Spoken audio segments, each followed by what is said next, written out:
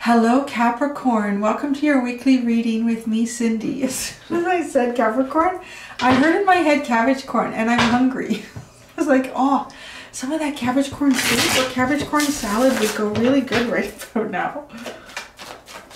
So Capricorn, let's see what your story is. What's your story, Capricorn? What's your story?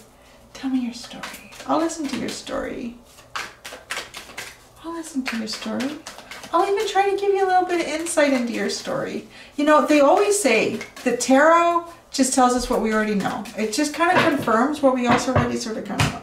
And that's it. Like, really it is. I pull my own cards. I'm like, ah, don't tell me that. It's like, I know that, but, you know. The Eight of Swords, the Page of Cups, the Sun, the Two of Cups, the Nine of Cups, 1, 2, 3, 4, 5. I can't run that up and keep track in my head. And the Empress. Wow, you know what? I have to leave it to you guys sometimes. Sometimes it's like the week is like, oh, it can be kind of like rough, or we go through a rough period with some of the signs. And I feel it because I'm reading the energy. It's kind of tiring, but this is nice. Kind of nice reading.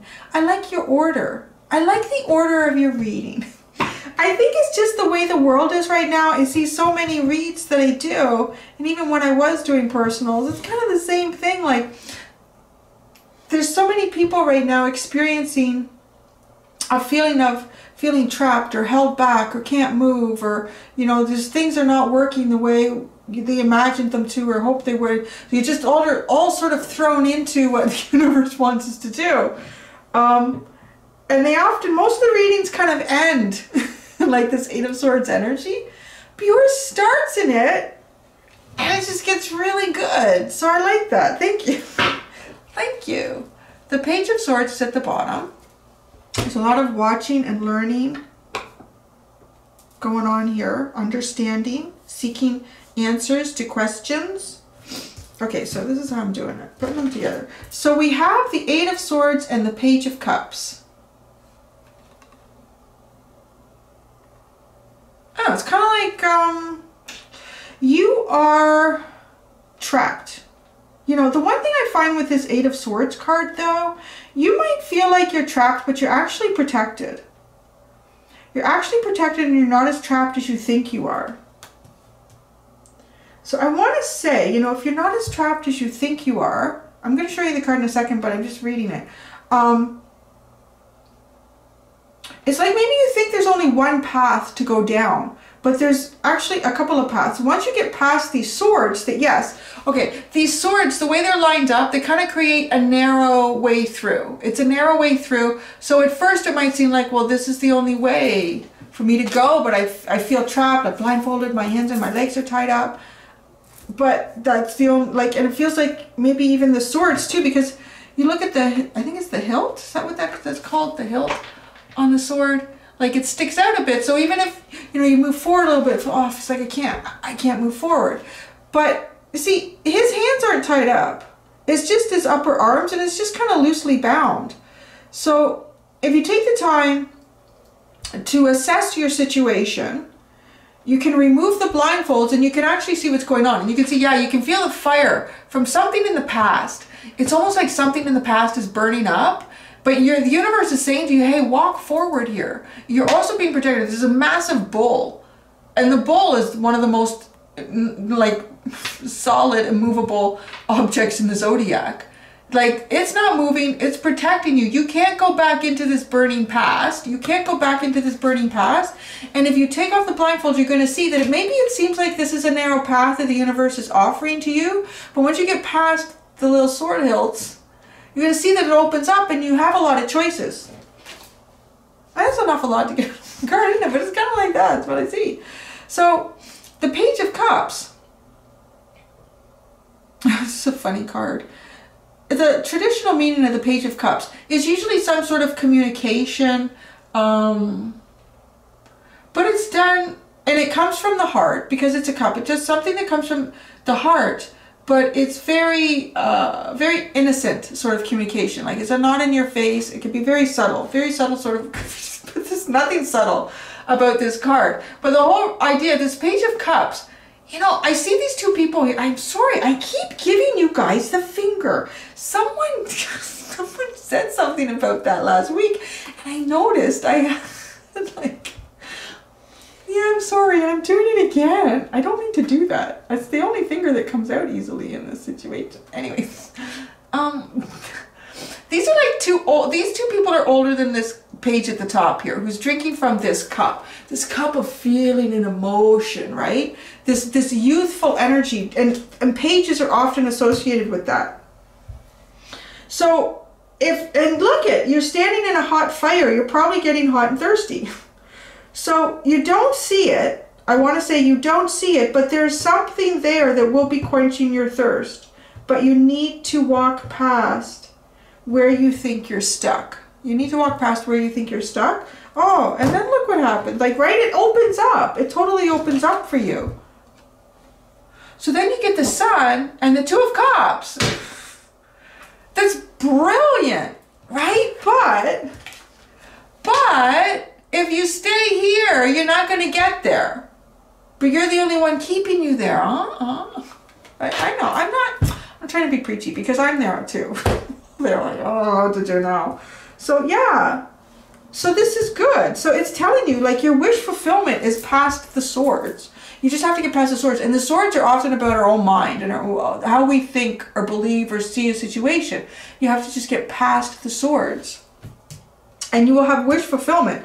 And if your wish fulfillment is some sort of equal give and take here, and some sort of mutual relationship, like some sort of a deep soulmate connection here that's very strong, it's, you know, anything that you give to that person, they receive openly and they give back to you in equal amounts. It's really nice. Like, nobody feels like they're being taken advantage of. Nobody feels like they're not appreciated. It's very, very positive energy.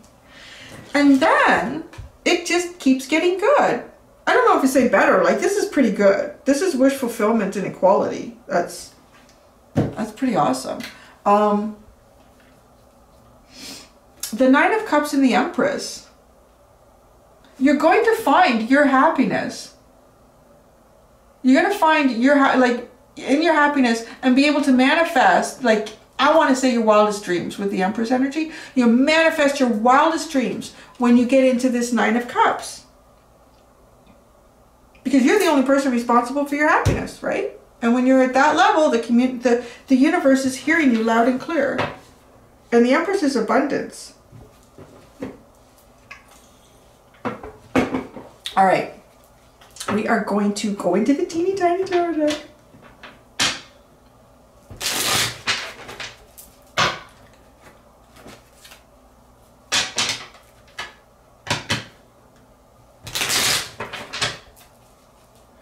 All right, the Eight of Swords. So maybe what is that for you?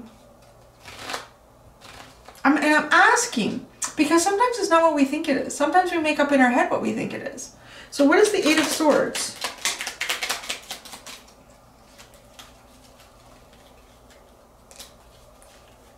That's interesting. That is really interesting. The Two of Pentacles and the Nine of Pentacles.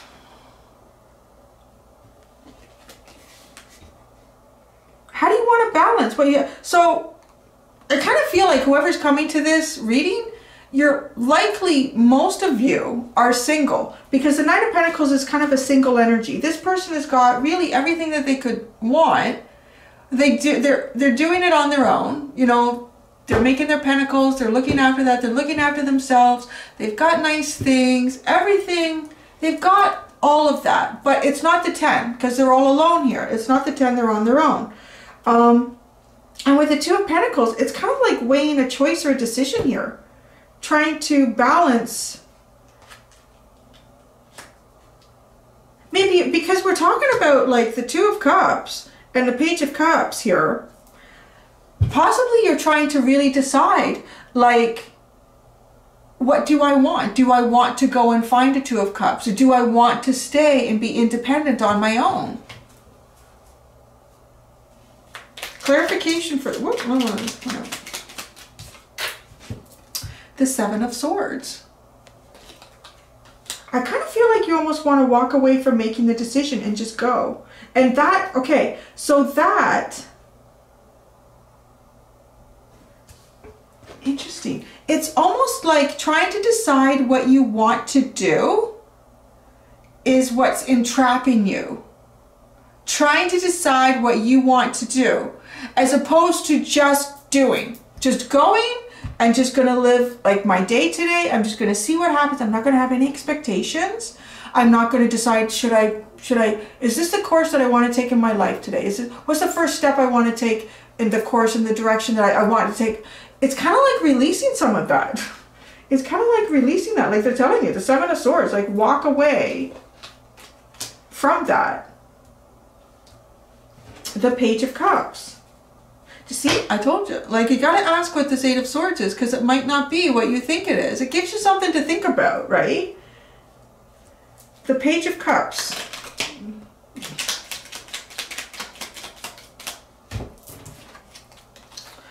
Oh, look, like literally just freaking walk away. Just walk away. Just walk away. Because this Page of Cups, remember I said, it's as if, you know, if you're sitting in some sort of energy that's got you kind of hot, agitated, getting thirsty because it's heat, and this page has got the cup here. There's some sort of relief for this, but you have to walk, you got to take some steps here, right? And the 7 is saying take the damn step. And look at, he's picked up the swords that were blocking him or her. He's picked up the swords that were blocking him so that he could walk forward. And you get the Judgment card. With the Page of Cups, you get the Judgment card, the Fool, and the Tower moment. So there's something probably, I want to say, big and unexpected. The only thing you'll need to do is to decide whether you want to... See, you're not supposed to decide that right now. If that's what's keeping you trapped, you're not supposed to decide. If this is for people coming to the reading that are single, you're not supposed to decide right now, like, oh, do I want to stay single? Or do I want to... do I want to go out and find something for myself? Because actually that is kind of a weird... It's not like shopping. It's not like I'm going to make my grocery list and I'm going to make sure I get ketchup and I get hot dog buns and like, right? Because that's the kind of thing that should just happen naturally. Sort of, I think so. I don't know. But you are being asked to kind of release this process because at some point, yes, because the Judgment is about making a choice. So almost like the universe is going to present something to you very unexpected. It'll probably be very expected because there's a Fool. The Fool, the leap of faith is going into the Judgment with the Tower right behind it. Like this Tower moment is pushing this leap of faith towards the choice to have a rebirth in your life. The Sun. The Sun. It feels like such a drama. It's like a heavy drama. The Sun. What the heck? This is a weird Sun card. The 8 of Pentacles, the 4 of Cups, and the 6 of Cups. You know what I kind of get with this right now? I kind of get like focus on your work maybe. Like it's weird. Because the Pentacles bring some sort of balance here. But the Cup energy is bringing like this disappointment. Right, because you're thinking you have a path. You're thinking your path is very limited. But no. You see, and the path is kind of about where we're directing our energy, where we're directing ourselves. So here, with this Sun card, to go towards wish fulfillment, focus on your work. Focus on your work. Focus on what you do. Because that sits on either side of something that's disappointing on like an emotional level here. Something that's disappointing on an emotional level. So work instead of this disappointment on an emotional level. And on the other side of this disappointment, there's balance here. Interesting. The 2 of Cups. The 2 of Cups for Capricorn. The 2 of Cups for Capricorn. Just the one card. It's a good card. The 2 of Cups for Capricorn. That's it. You get the 3 of Cups.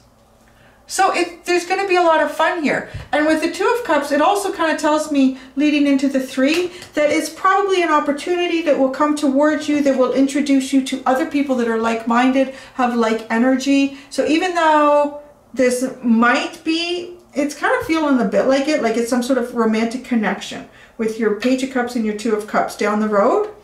This is,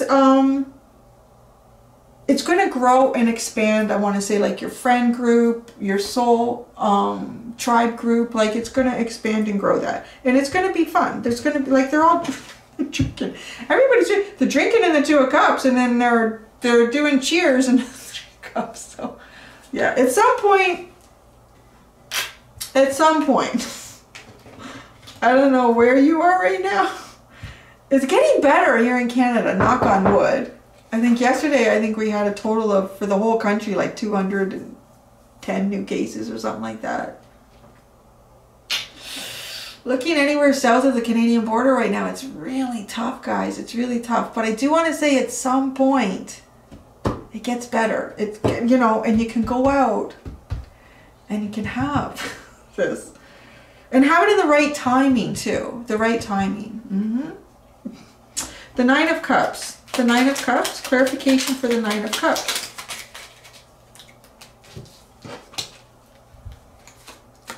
The right order. I'm all about the right order now.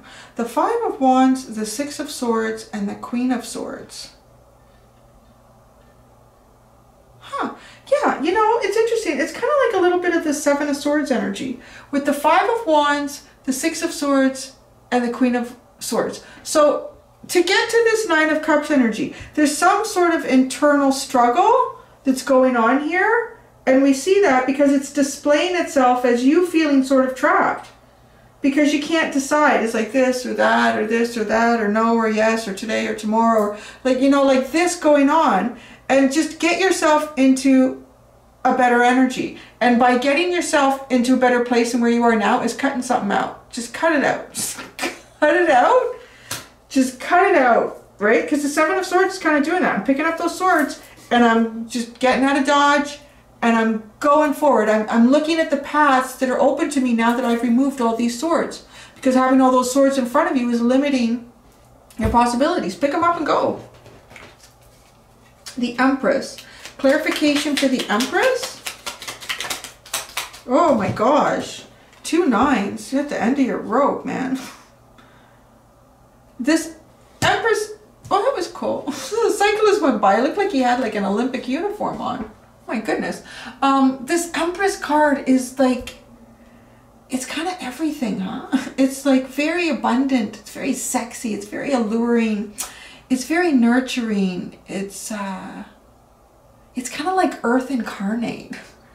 It's Earth and Goddess incarnate energy. Like it's, you know, who wouldn't want it? Who wouldn't want to be with that sort of energy, or to be that sort of energy, or to have that sort of energy?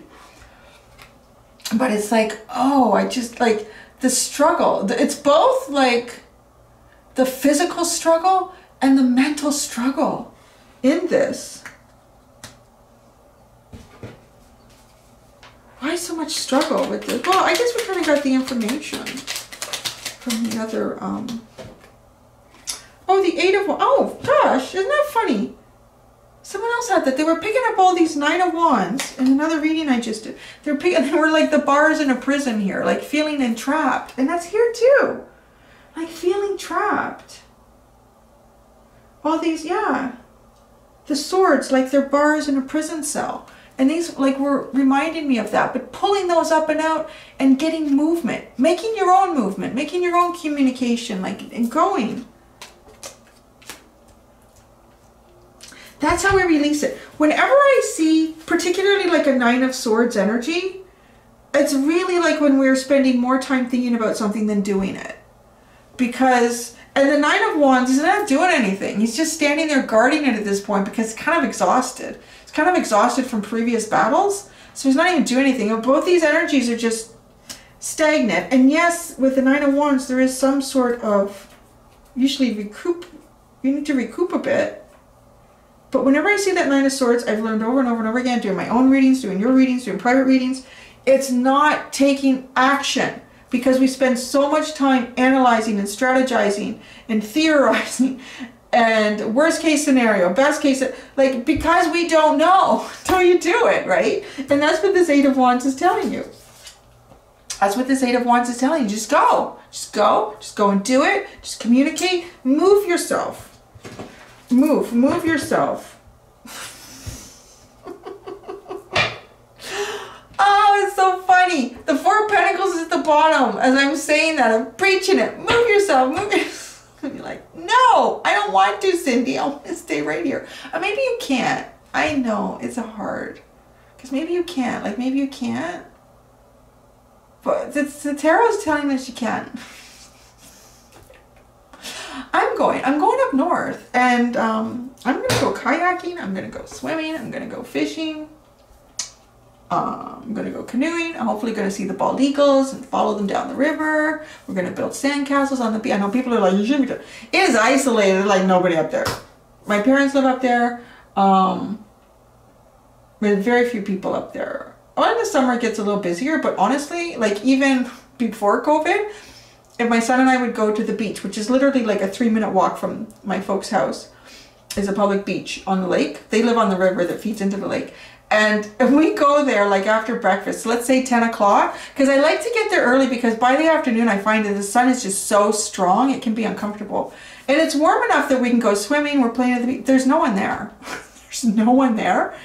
And that was like, that's before COVID. So yeah, I don't want to say like I'm going to go out and do all this stuff. And I'm not, I'm very much isolating. Very much isolating. And it's good because my mom, I love going up there because she can do all the cooking. She can do all the cooking. And she'll even do all the laundry. It's really funny. When I was up there, when I had my son, this is years ago, when I was on maternity leave, I decided I'm going to take like, I wanted to do like 2 months up there straight. I just needed to get out of the city because everybody's working when they're on maternity leave. This is what I learned. I'm like, you know what? If you're going to have a kid, you need to do it like how they do it in like Africa. Like you need to have a tribe of women around you. They're all breastfeeding and making stuff because it's so isolating. Like in North America, that's not how you should do it. You should have like a tribe of women around you with your kid, and then, you know, you're all exchanging burping and stories and stuff. But so I went up there to be with my folks, and my mom was great. She's still like doing everything because I wasn't getting any sleep. My son didn't really sleep for almost 2 years. God. Well, he did, but very short periods of time. So she was doing the laundry and she was washing and drying and folding it too. I was like, oh, this is the best gig ever. And then I think the next time I went up there, I put some laundry in the wash, and you know, I was being a kid. Even when you're in your 30s or 40s, being a kid to your parents. I'm like, I see what you're gonna. And yeah, it went into the dryer, but that's as far as it went. And I made a joke with her. I said, you know, Grandma, I think the washing machine's not working anymore. She's like, what? What do you mean? I said, because before, when I would come up here, I would put it in the washing machine, and it would also end up dried and folded on my bed. She just gave me a look like, yeah, I'm not doing that. But anyway, she'll do all the, she likes to do that. She likes to do the cooking, and she keeps it very clean. I'll hear about that too, because we'll drag sand in the house. So, but I'm looking forward to that interaction. I haven't had much interaction for a while. So I'm going to go up there for 2 weeks. God, I'm looking forward to that. Yeah. Nothing better. I'm just like, you know what? I'm just projecting myself there right now. It's like, I'm better to get up early in the morning and going down. Like Lily, I don't even go with Lily because she stays in the bed until her breakfast is ready. She's such a freaking diva, that dog. So she'll stay in bed until breakfast is ready. I'll go down, I'll get my orange juice or something, or grapefruit juice, whatever, and I'll just go down to the dock and just sit on the dock, and it's quiet. And you see the loons come by. And then that's usually when I'll see the bald eagles too. They do get bald eagles down there, and a bald eagle. And sometimes there's one time where I saw him in the morning, and I opened up the boathouse and I got the canoe out, and I went out in the canoe and I followed the bald eagle like down the river. It was kind of cool. And nobody's really up yet. I love that. Like, it's amazing the stuff that you're going to see. When you get up really early. I kind of got that from my grandfather, who I've talked a lot. If anything, probably mostly in Capricorn readings, not for a while though, because he was a Capricorn. So that's why I come into and talk about it with their readings. But he used to take me fishing a lot when I was young. And boy, so early, wouldn't even be a light out yet in the summer. I don't even know. It was probably like 4 a.m. But now sometimes I wake up at 4 a.m. and I'm like, hey, look what you did to me, Grandma. Go to sleep. But he would wake me up really early, and I had one of my best memories of getting up super early with him. We got up early, got in the little fishing boat. Oh, and it's always so cold and damp at that time of morning to remember that. I was like, no, it's worth it. I'm going to go fishing with Grandpa. So we get in the boat. We went out there, and We used to go to this island. It's not, and we would fish along the edge of the island. On this island was a farm, and they had sheep on the farm. And because it was kind of misty, you couldn't really see anything yet. But you were just this silence, this absolute silence. It's kind of like, you know how snow almost muffles sound but amplifies it from far away? And that's kind of what like this mist did. And it was like all you could hear was sheep, like in the fog, sitting on the water. And then we took the boat, it was starting to get a little bit lighter, so we took the boat around and into the big portion of the lake. And it was so cloudy, the sun started coming up. I have never to this day witnessed a sunrise like this. So the sun was coming up and it looked like fire. You know, because of the clouds, it just reflected everything. It looked like fire. It was just brilliant, crimson red. And then it transitioned across the sky into what went from like, it faded into more of a pink, but then it did something dynamic on the other side and it just went into orange. It went from red to pink to orange. The entire sky, no word of a lie, was a canvas of this color. And it made everything around us look pink. It was, honest to God, like we had been transported to some sort of Star Trek episode, like on another planet. And we just sat there and started like, what? And both of us, I think I said to him, I said, Grandpa, like, nobody's up to see this. He said, yeah. And he said to me, he said, you remember who you saw this with? And I do. So that, like, you got to get up early. I'm really looking forward to going up north, if you can't tell. So yeah, I'm looking forward to it. So anyways, that's my story. Until next time, guys, be gentle with yourself. Bye.